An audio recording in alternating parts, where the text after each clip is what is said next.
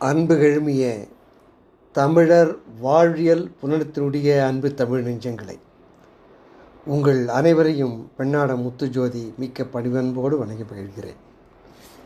இன்று தமிழர் வாழ்வியல் ஆய்வுரை 92 உங்கள் திருமுன்னே அழைப்பதிலே நான் மற்றற்ற மகிழ்ச்சி அடைகிறேன். சில வாரங்களாக கல்வெட்டுகள் சொல்லுகிற கவிஞர் காட்சிகள், கோயில் நமக்கு கொடுக்கிற அற்புத செய்திகள் ஆகியவற்றை பார்த்து கொண்டு வருகிறோம். அந்த வரிசையிலே இன்று நான் உங்களுக்கு முதலிலே சொல்ல இருப்பது திருவிழிமிடலை திருக்கோயிலை பற்றித்தான். நம் எத்தனையோ கோயில்களிலே இந்த மூவராதிகள் பாடியிருக்கிறார்கள். ஞானசம்பந்தர், திருநாவுக்கரசர், சுந்தரர் ஆகிய மூவரும் பல கோயில்களுக்கு சென்று பாடியிருக்கிறார்கள். ஒரு பதிகம், அரைப்பதிகம், 2 பதிகம் இருக்கும். ஆனால் இந்த திருவிழிமிடலை கோயிலுக்கு என்ன தனிச்சிறப்பு என்றால், இங்கே 24 பதிகங்கள் பாடப்பெற்று இருக்கின்றன. பாருங்கள், எவ்வளோ சிறப்பு பாருங்கள். அது மட்டுமல்ல, அந்நாளிலே மக்களுக்கு வறுமையுற்ற போது வறுமையை போக்குவதற்காக அப்பரடிகளும் திருஞானசம்பந்தரும் இந்த கோயில் ஈசனை கண்ணீர் மல்க வழிபடுகிறார்கள். கிழக்கு கோபுர வாசலிலே ஒரு பலிபீடத்திலே தினம் ஒரு பொற்காசும், அதுபோல் மேற்கு பகுதியிலே திருநாவுக்கரசருக்கு தினம் ஒரு பொற்காசும் அந்த பலிபீடத்திலே அவன் பலிபீடம் போன்று இருக்கிற ஒரு மேடையிலே கொடுக்கிறான். அந்த பொற்காசை எடுத்து மக்களுடைய வறுமை தீர்த்ததாக அவர்கள் இருவரும் தமது பாடலிலே தேவாரத்திலே பாடுகிறார்கள். ஆக இந்த திருவிழிமிடலை என்கிற இந்த கோயில் மிக சிறப்பு வாய்ந்த கோயிலாக 24 பதிகங்கள் பாடப்பெற்றிருந்தால் இந்த கோயிலுடைய மகோனித்தை நாம் உணரலாம். அவ்வளோ சிறப்பு பெற்ற ஒரு பெரும் கோயில் இது. அந்த கோயிலை பற்றி சில செய்திகளை, குறிப்புகளை இன்று நான் உங்களுக்கு கொடுக்கலாம் என்று நான் கருதுகிறேன். 3 திருச்சுற்றுக்கள், பிரகாரம் என்று வடமொழியில் சொல்வார்களே, இந்த திருச்சுற்றுக்களோடு இடைநிலை கோபுர வாயிலோடும் அந்த விண்ணிழி விமானம் எனும் தனித்தன்மை பெற்ற ஒரு கருவறையோடு இதெல்லாம் இந்த கோயிலோட சிறப்பு. ஆக இப்படிப்பட்ட ஒரு சிறப்பான கோயில்தான் அந்த திருவிழிமிடலை என்கிற இந்த கோயில். விழி என்கிற ஒரு தாவரம், ஒரு செடி, அது நிறைந்திருந்தாலே இந்த கோயிலுக்கு பெயர் வந்ததாக சொல்வார்கள். அதுபோல வெளித்திருச்சுற்றிலே தமிழகத்தில் வேறு எங்கும் காண முடியாத அரிய வௌவால் நத்தி அல்லது வௌவால் நந்தி என்றும் சொல்வார்கள். அந்த வௌவால் நந்தி மண்டபம் ஒன்று இருக்கிறது. இது இந்த கோயிலுக்கே உரிய தனிச்சிறப்பு. இது நான் வேறொரு சூழலிலே ஒற்றை செய்தியாக சொல்லிவிட்டு சென்றிருப்பேன். அது என்ன அந்த வௌவால் நந்தி மண்டபம்? அந்த வௌவால் மண்டபம் என்ன என்றால், வௌவால் நத்தி மண்டபம் என்று தான் இலக்கியத்தில் குறிப்பார்கள். நான் ஒரு கருத்தை சொல்லியிருக்கிறேன். திருப்பெருந்துறை என்று சொல்லுகிற அந்த ஆவுடையார் கோயிலிலே ஒரு மிகப்பெரிய கொடுங்கை பார்த்தோம். நாம் பாண்டியர் உலா செல்கிற பொழுது அதனுடைய அந்த கவின்மிகு காட்சியை கண்டு நாம் களிப்படைந்தோம். வைத்த கண் வாங்க முடியவில்லை. அவ்வளவு பெரிய ஒரு கொடுங்கு என்றால் இன்று நாம் சன்ஷேட் என்று சொல்கிறோமே, ஒரு வளைவான பகுதி. மண்டபங்களிலே முன்புறத்திலே மேல் கூறிய ஒரு வளைவான கல்லாலான பகுதி இருக்கும். அது மழை, வெயில் போன்றவற்றை மண்டபத்திற்குள்ளே வராமல் தடுக்கிற ஒரு பகுதி. அதில் எவ்வளவு சிற்ப வேலை காட்ட முடியும் அவ்வளோ சிற்ப வேலைப்பாடு. கிட்டத்தட்ட 12 அடி நீளமுள்ள ஒரே ஒற்றை கல்லிலே அந்த கொடுங்கை படைத்திருக்கிறார்கள் அந்த ஆவுடையார் கோயில் என்கிற திருப்பெருந்துறையிலே. அப்படிப்பட்ட ஒரு கொடுங்கை உலகிலே ஒரு எங்கும் பார்க்க முடியாது. அதனுடைய அழகை நான் பலவாறு வேறு உரைகளை நான் விளக்கிவிட்டேன். அதை நான் இப்படி விளக்கப் போவதில்லை. ஆனால் அன்று சொன்ன ஒரு செய்தியை மட்டும் இன்று நான் நினைவுபடுத்த விரும்புகிறேன். அது என்ன செய்தி என்றால், நமது சிற்பிகள் மரபு, அவள் மரபு என்னவென்றால், அது மயன் காலத்திலிருந்து ஒரு மரபு. மயன்கிற ஒரு சிற்பி 4000 ஆண்டுகளுக்கு முன் வாழ்ந்ததாக சொல்வார்கள். அவன்தான் அந்த நடராஜுடைய சிலையை கூட வடிவமைத்ததாக சொல்வார்கள். அப்பட மயனுடைய சிற்பி அந்த பரம்பரையில் வந்த தபதிகள் என்று சொல்லுகிற இசு சேர்த்து ஸ்தபதி என்பவர்கள். அந்த தபதிகள் என்பவர் கல் தச்சர்கள், கல்லிலே ஓவியங்கள் செய்யக்கூடியவர்கள், கல்லிலே சிற்பங்களை வடிக்கக்கூடிய கவிஞர் திறன் பெற்றவர்கள். அவர்கள் பற்றி ஒரு செய்தியை நமது கணபதி ஸ்தபதிகள் அவர்தான் இந்த திருமல்லை என்று சொல்லுகிற அந்த மகாபலிபுரம் சிற்பக்கல்லூரியுடைய முதல்வராக இருந்தவர். கலைஞர் கருணாநிதி முதலமைச்சராக இருந்த பொழுது அந்த பெரும் பொறுப்பை இந்த கல்லூரி துவக்கி அவருக்கு அந்த பெரும் பொறுப்பை கொடுத்தார். அவர் ஒரு முறை தொலைக்காட்சியில் பேட்டி கொடுக்கிறபோது ஒரு செய்தியை சொன்னார்கள். மயன் காலத்தில் தொடங்கி அந்த மரபு இன்று வரை பின்பற்றப்படுகிறது ஸ்தபதிகளால். அது என்ன மரபு என்றால், அவர்கள் ஒரு இடத்திலே ஒரு ஒப்பந்தம் கொடுக்கிறார்கள். எடுத்துக்காட்டாக நமது கலைஞர் அவர்கள் சென்னை நுங்கம்பாக்கத்திலே வள்ளுவர் கோட்டத்தை சமைக்க சொன்னார்கள். முழுவதும் கருங்கல்லாலான ஒரு அமைப்பு. அந்த வள்ளுவர் கோட்டத்தை செல்கிறவர்கள் இந்த தேரை பார்த்து வைக்காமல் இருக்க முடியும். திருவாரூர் தேர் போலவே. ஏன்னா திருவாரூரை சார்ந்தவர் அல்லவா கலைஞர். அதனால இந்த திருவாரூர் தேரை கல்லிலே சமைத்திருக்கலாம். அப்படியே முழு தேரை இன்றெல்லாம் பார்க்கலாம். அதுபோல் கன்னியாகுமரியிலே 133 அடி உள்ள உயரம் உள்ள திருவள்ளுவர் சிலை சமைத்தவர் இந்த கணபதி ஸ்தபதி தான். கலைஞருடைய ஆணையை ஏற்று அப்படி ஒரு கருத்தை சொன்னார் தொலைக்காட்சி. என்ன சொன்னார் என்றால், நமது கணபதி ஸ்தபதி அவர்கள், மயன் காலத்திலிருந்து இன்று வரை இருக்கிற ஒரு மரபு, நாங்கள் எந்த பணியை அக்ரிமெண்ட் சொல்கிறோம் அல்லவா, எந்த பணியை நாங்கள் மேற்கொண்டாலும் அந்த தாளிலே ஒரு வரி எழுதிதான் கழுத்து போடுவார்கள். அது என்ன என்றால், அந்த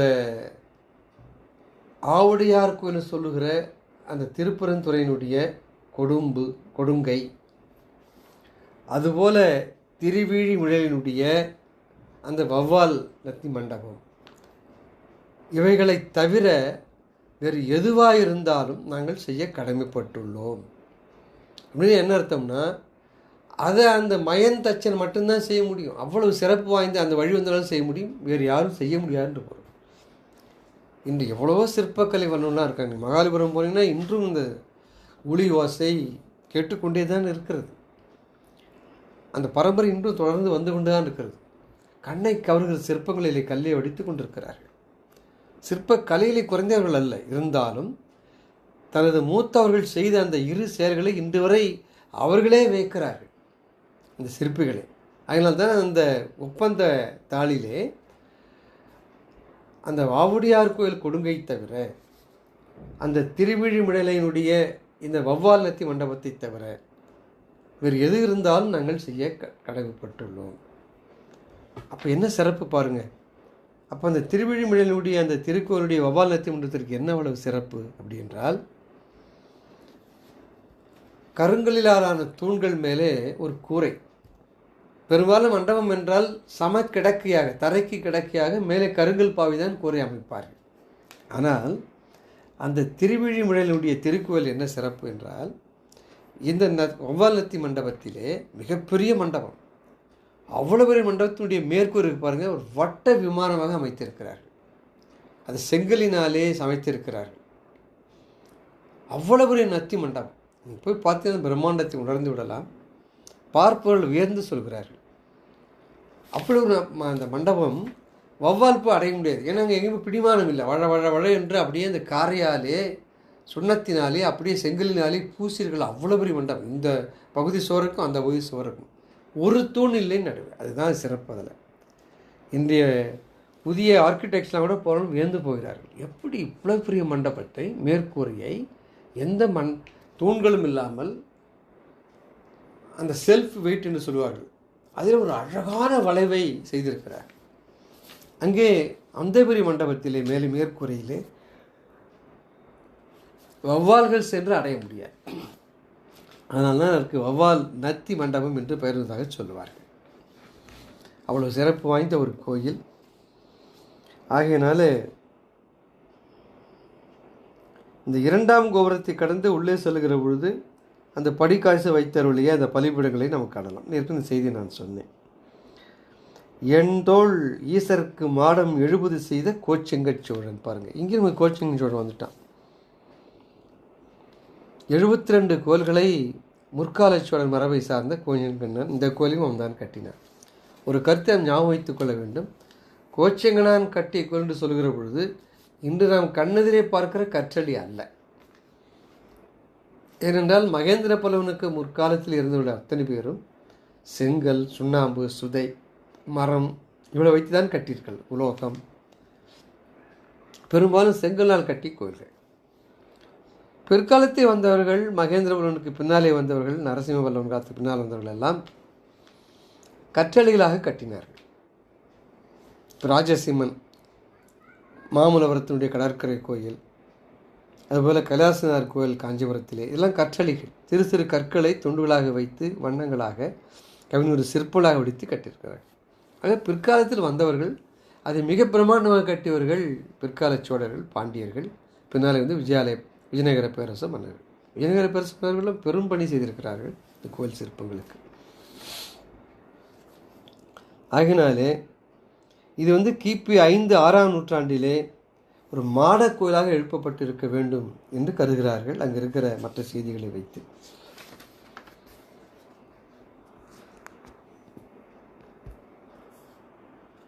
இன்னொரு பிரம்மாண்டமான செய்தி உங்களுக்கு நான் சொல்லப் போகிறேன். இந்த செய்தியை நான் வேறு எந்த கோயிலுக்கும் சொல்ல முடியாது. அது என்ன அந்த செய்தி என்றால், இந்த கோயிலுடைய கருவறை விமானத்தை பொன் தகடுகள் கொண்டு போர்த்தி அக்கோயிலையே பொற்கோயிலாக மாற்றியிருக்கிறார். அப்படி கல்லிலாலான அந்த கோபுரங்களை பொன் ஓடு வேய்ந்து பொற்கோயிலாக மாற்றுகிற மரபு சோழர்கள் பின்பற்றியிருக்கிறார்கள். சோழ பெருமன்னர்கள் பலர கோயில்கள் பல செய்திருக்கிறார்கள். உதாரணமாக தில்லை பெருங்கோயில் அம்பலவர் பல்லவர் காலத்துக்கு பின்வந்த பராந்தக சோழன் தொடங்கி பின்வந்த மன்னர்களும் பொன்வோடி வேய்ந்து பொன்னம்பலமாக மாற்றியிருக்கிறார்கள்.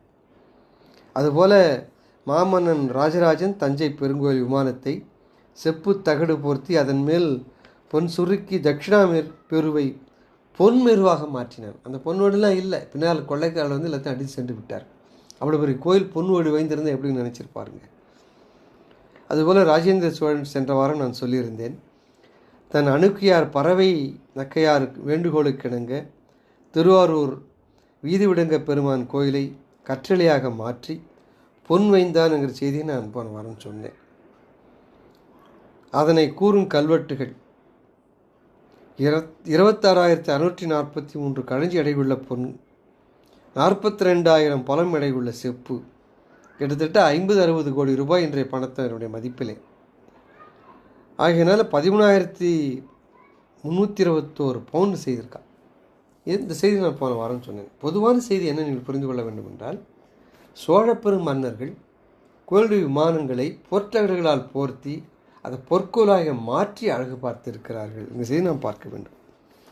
இதுவரை செய்தவருடைய அந்த பணிகளெல்லாம் விஞ்சுகிற ஒரு செயலை இந்த திருவிழிமிழலை கோயிலிலே சோழர்கள் செய்திருக்கிறார்கள்.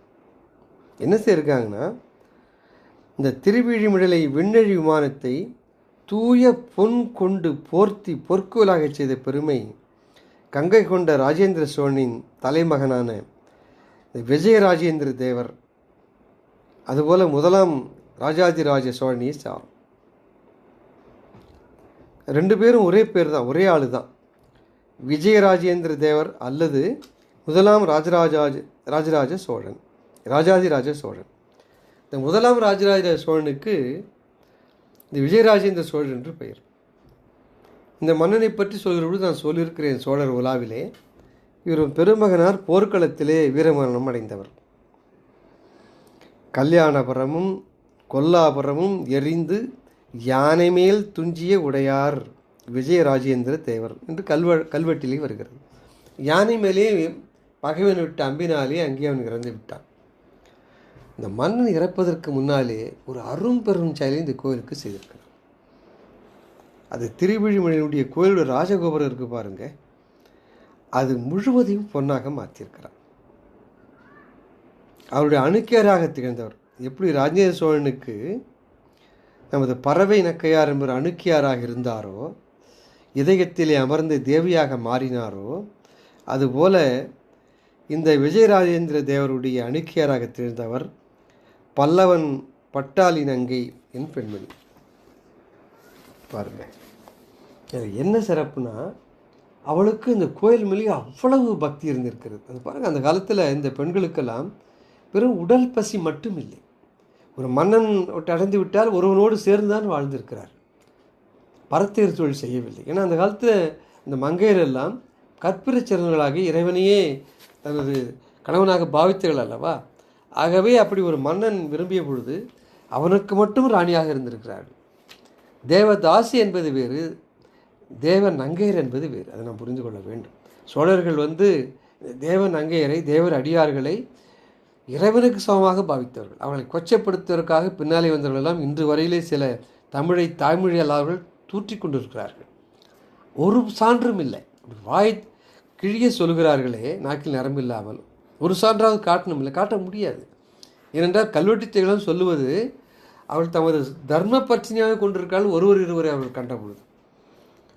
எப்படி கங்கை கொண்ட சோழபுரத்தை கட்டிய நம்ம ராஜேந்திர சோழன் அப்படி செய்தானோ அதுபோல் அவனது மகனாரும் என்ன செய்திருக்கான்னா, இந்த ஒரு அம்மையார், அதாவது பல்லவன் பட்டாளிக நங்கை என்கிற இந்த அம்மையாருடைய வேண்டுதலுக்கிணங்க என்ன செய்திருக்காங்கன்னா, அம்மையாருடைய உறவினர்களும் அலுவலர்களும் வணிகர்களும் திருக்கோயில் ஊழியர்களும் இணைந்து இங்கே என்ன சிறப்புன்னா மன்னன் மட்டும் கொடுக்கல, எல்லாரும் கொடுத்துருக்காங்க. அம்மையாருடைய உறவினர், அலுவலர்கள், வணிகர்கள், திருக்கோயில் ஊழியர்கள் எல்லோருமாக சேர்ந்து இணைந்து 1,00,000 கழஞ்சி எடையுள்ள செம்பொன் 50,000 பவுன், இன்றைய மதிப்பிலே 250 கோடி, அவ்வளவும் கொள்ளையர்கள் எடுத்து சென்று விட்டார். இந்த மாலிகாப்பூர் போன்றவர் இன்றைக்கு ஒரு கழஞ்சி ஒரு சல்லி காசு பொன் இல்லை, அது மேலே அவ்வளோத்தையும் உரிச்சு உரிச்சு உரிச்சு எடுத்திருக்கான். 50,000 பவுன் ஒரு இடத்துல கொட்டி இருக்குன்னா சொல்லணுமா? இதற்கு ஈடான ஒரு பொற்கோயிலை தமிழக வரலாற்றிலும் இதுவரையில் கண்டதே இல்லை. ஆக அதில் என்ன செய்திருக்கான்னா, இந்த பொன் ஒடுகளை வேய்ந்திருக்கான். ஆக அந்த வேய்ந்து போர்த்தி அழகு பார்த்துருக்கான். அதில் 70,679 செப்பாணிகள் கொண்டு பொற்றகளை மேய்ந்தார் என்று கல்வெட்டு சொல்கிறது. எண்ணிருக்கான் பாருங்க, அந்த செப்பு ஆணிகளை 70,679 செப்பாணிகள் கொண்டு இந்த 50,000 பவுன், இன்றைய மதிப்பில் 250 கோடி ரூபாய் பெருமானம் உள்ள அந்த பொன்னை அந்த கோபுரத்தின் மேலே வேந்திருக்கிறான். பார்த்து பார்த்து அழகு பார்த்திருக்கிறான், அகமகிழ்ந்திருக்கிறான். இந்த விமானத்தினுடைய நாசிகள், குட்டம், சிகரம், மத்து, கீழ்வாய், பந்தம் ஆகிய பகுதிகள் அனைத்தும் பொன்னோடுகள் கொண்டு மேயப்பெற்றதாக இந்த கல்வெட்டு சொல்கிறது.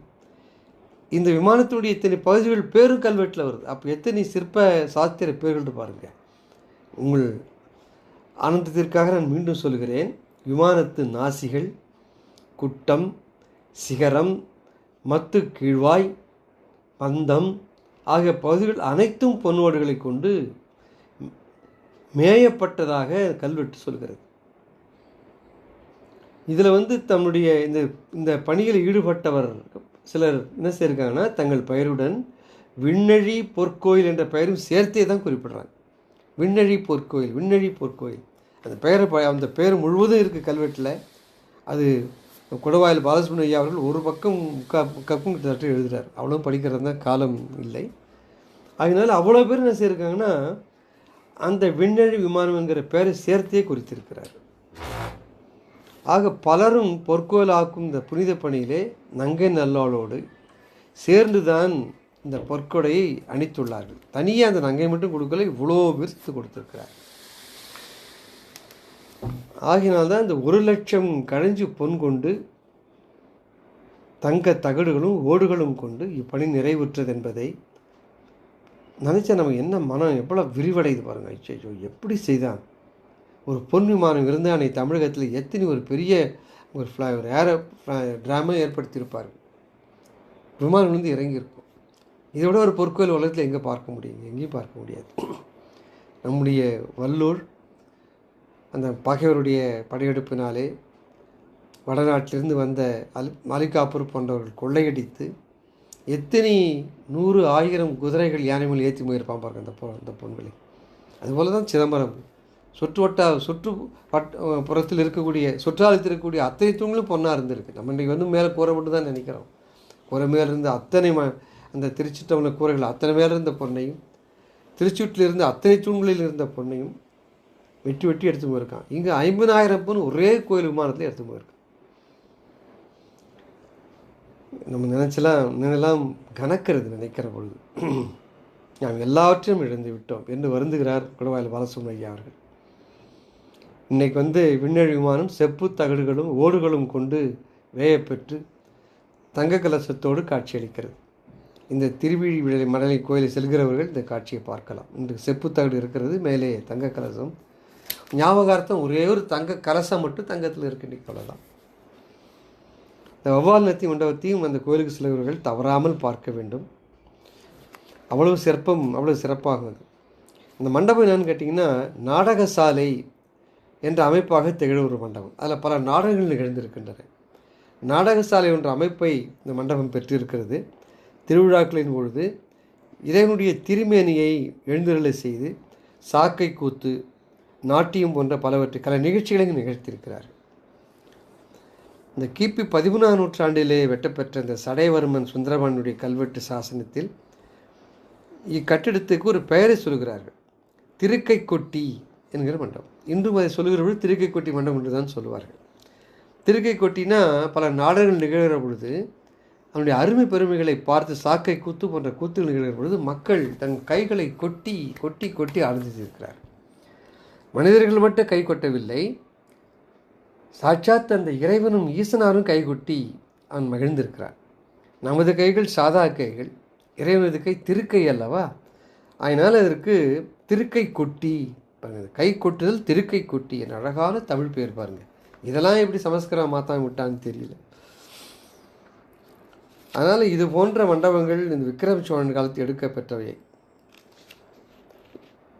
இது அதனால தான் இது கொட்டி மண்டபம் என்றால் சோழர் காலத்து மண்டபம் என்று நாம் அறுதியாக கூறலாம் என்று குடவாயில் பாலசுப்ரமணியம் அவர்கள் சொல்லுவார்கள்.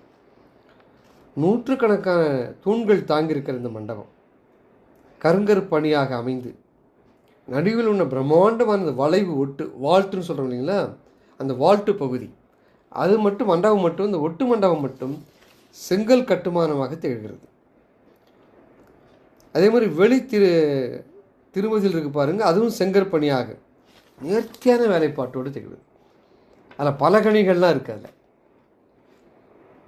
ஆக இது போன்ற ஒரு அருமையான சிற்பத்தினுடைய ஒரு அரும் திறனை வெளிப்படுத்துகிற ஒரு காட்சியாக இந்த மண்டபம் இருக்கிறது. ஆகவே இந்த கோயிலுக்கு செல்கிறவர்கள் இந்த மண்டபத்தை பார்க்காமல் வரக்கூடாது. இதற்காக கோயிலுக்கு செல்கிறவர்கள் பல பேர் உண்டு, பல சுற்றுலா தலங்களுக்கு செல்வதற்கு செல்கிறார்கள். சிற்பக்கலைகள் மிகுந்த இந்த கோயில் மண்டபத்தை நாம் மனதிலே பதிவைத்துக் கொள்ள வேண்டும். அதுபோல் இன்னும் ஒரு சிற்பக்கலை நுணுக்கங்கள் மிகுந்த ஒரு அழகான கோயில். இது நாயக்கவனுடைய புகழ் பாடுகிற ஒரு கோயில்.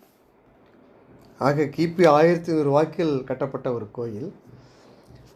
தமிழகத்தில் இருக்கக்கூடிய பல கோயில்களுக்கு நாயக்க பெருமன்னர்கள் கூடுதலான மண்டபங்கள், கூடுதலான கோபுரங்கள், கூடுதலான மதில் சுவர்களெல்லாம் அமைத்து சிற்பத்திறனை பெரும்பாலும் வெளிப்படுத்தியிருப்பார். சோழர் காலத்து கல்வெட்டுகள், சோழர் காலத்து கற்கோயில்கள் சிற்பங்களுக்கு ஈடாக மிக அருமையான சிற்பங்களை செய்தவர்கள் நாயக்க மன்னர்கள். அதை நாம் மறந்துவிடக்கூடாது. அவர்கள் தமிழுக்கு செய்த சில பாதங்களை நான் அடிக்கடி குறிப்பிடுவேன். அவைகளை சற்றேறும் ஒதுக்கி வையுங்கள். அவர்கள் தமிழக கோயில்களுக்கு செய்த அந்த கலைப்பணியை நீங்கள் போற்றியே ஆக வேண்டும்.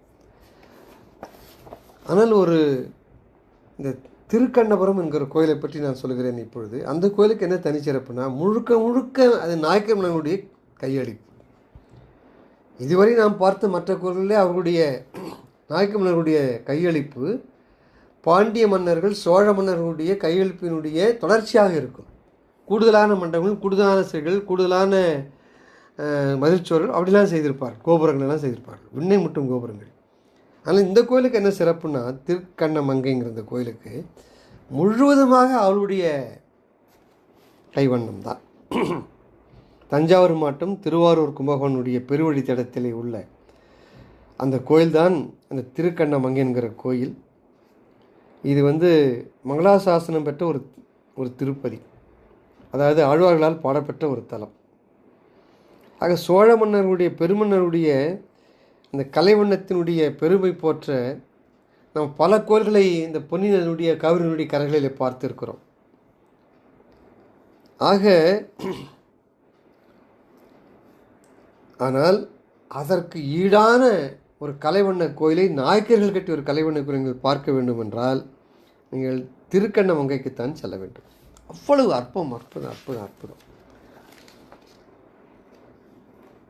சோழர்களது கலைப்பணியுடைய கற்றளியாக இல்லாமல் முற்றிலுமாக தஞ்சை நாயக்கர்களால் கற்றளியாக கட்டப்பட்டதுதான் இந்த கோயில். ஒரு சிறு கோயிலாக இருந்திருக்கலாம், அதை ஒரு பெரிய கோயிலாக சமைத்திருக்கிறார் முழுவதுமாக அவருடைய கைவண்ணத்திலே. ஆக சோழ நாட்டில் உள்ள வைணவ திருப்பதிகளிலேயே மிக உயர்ந்த 14 அடி உயரம் உள்ள திருமேனியாய் ஆழியும் சங்கு சக்கரம் கருவறையிலே திகழ்கிறவர் தான் நாராயணன். 14 அடி உயரம். அப்போ எவ்வளோ பிரம்மாண்டமாக அந்த மூலத்தானம் திரு உருவம் இருக்கும் பாருங்கள். நமது குடவாயில் பாலசுப்ரமணிய ஐயா ஒருத்தர் நூலில் எழுதுவார். அவர் என்ன சொல்லுவார்னா, உண்ணாழியுடன் இணைந்த சுற்று மண்டபத்தினுள் நுழையும் போதே நாம் இருப்பது மண்ணுலகமா அல்லது விண்ணவர்தாம் உறையும் இந்திரலோகமா என மயங்க வைக்கும் சிற்ப எழில் கொண்ட ஒன்று. கருவறையின் விமானம் பீடம் முதல் கிரீவம் வரை எங்கு நோக்கினும் கவினொரு சிற்ப வர்ண லாவண்யங்களை ஒவ்வொரு தேவ கோஷ்டத்திலும் சோழர்களின் கலைவண்ணத்தையும் மிஞ்சும் நாயக்கர்களது கலைவண்ண படைப்பை நாம் காணலாம். அப்படி வேக்கிறார் நமது குடவாயில் பாலசுப்ரமணிய ஐயா அவர்கள். இது திருமங்கை ஆழ்வாருடைய திருமொழியாலும் திருவரங்கம் முதலானுடைய திருவரங்கத்து முதனார் ராமானுஜ நூற்றுப்பதியாலும் பிள்ளைப்பெருமாள் ஐயங்காருடைய அஷ்டபிரபந்தத்தாலும் அந்தகக்கவி வீரராக முதலியாருடைய கண்ணமங்கை மாலையாலும் காளமேகத்தினுடைய கவினுரு பாடலாலும் ராமலிங்க சுவாமிகளுடைய துதியாலும் இன்னவர பிற்கால இலக்கியங்களாலும் கண்ணமங்கையாம் இலக்கிய சோலை பூத்து குலுங்குறது என்று எழுதுவார் குடவாயில் பாலசுப்ரமணிய ஐயா அவர்கள். அவ்வளோ பேர் போற்றி பாடிய திருத்தலம்தான் இந்த திருக்கண்ணமங்கை. இந்த நாயக்கருடைய தனி பாணியாக அமைந்த செங்கல் சிற்ப மண்டபங்கள் இருப்பதும் இந்த ஊருக்கு மற்றொரு சிறப்பு. வெறும் கல்லால் மட்டும் இல்லை, நாயக்கர் பாணி செங்கல்லே மிக சிறப்பான நாயக்கர் பாணி. அந்த செங்கலால் இருக்கிற சிற்ப மண்டபங்களும் இந்த கோயிலில் இருக்கின்றன. கிபி 1621 பக்தவச்சலனின் மகா பிரதிஷ்டை செய்யப்பட்டது என்பதை இந்த கோயிலில் நாம் பார்க்கலாம். அதற்குண்டான கல்வெட்டும் இங்கே இருக்கிறது. அந்த கல்வெட்டு என்னென்னா வடமொழியில் இருக்குது. அங்கே தான் அடிக்கடி இந்த நாயக்கரை பற்றி சொல்லுகிற பொழுது அவர்கள் தமிழை போற்றியவர்கள் அல்லர், தெலுங்கையும் சமஸ்கிருதையும் போற்றியவர்கள். அதனால தான் இந்த கல்வெட்டை கிபி 1621 பக்தவச்சலனின் மகா பிரதிஷ்டை செய்யப்பட்ட செய்தியை இந்த உண்ணாழியிலே வெட்டப்பட்டுள்ள அந்த வடமொழி கல்வெட்டு நமக்கு அந்த செய்தியை நமக்கு சொல்கிறது. ஆக அந்த திருக்கோயிலுடைய குடநீராட்டு விழாவிற்கு முன்பே கிபி 1608 இங்கே இந்த கல்வெட்டை அவர் வைத்திருக்கிறார். இந்த கோயிலுக்கு இன்னொரு சிறப்பு, ஒரு ஓவிய செப்பேடு. செப்பேடுனா எழுத்து மட்டும்தான் இருக்கும். ஒரு ஓவிய செப்பேடு, மிக அழகான 4 வரிகளிலே ஓவியங்கள், பெரிய செப்பேடு, அது கீழே வாசகங்கள். ரகுநாதன் நாயக்கன் ஒரு நாயக்கன் அவன் என்ன செய்திருக்கான்னா 60 வேலின் நிலதானம் கொடுத்துருக்கான். இந்த குடமுழுக்கு செய்வதற்கு முன்னாலேயே கிபி 1621 இங்கே கொடுத்துருக்கான். 60 வேலின் நிலம் இந்த கோயிலுக்காக கொடுத்துருக்காங்க. அந்த செப்பு இங்கே இருக்கிறது. ஆக இது போன்று பல கோயில்களிலே பல கல்வெட்டுக்கள் நமக்கு பல செய்திகளை வரலாற்று நமக்கு தெரிவித்துக் கொண்டிருக்கிறது. அதுபோல் நாம் மிக பெரிதும் விரும்புகிற பெருந்திரளான மக்கள் செல்லுகிற உலகிலேயே 2வது மிகப்பெரிய பணக்கார கோயிலான திருமலை திருப்பதியிலே தமிழ் மன்னர்களுடைய கையளிப்பு என்ன இருக்கிறது என்பதை நான் அடுத்த பதிவிலே சொல்கிறேன் என்று சொல்லி இன்றைய பதிவை இத்தோடு நான் நிறைவு செய்கிறேன். வணக்கம்.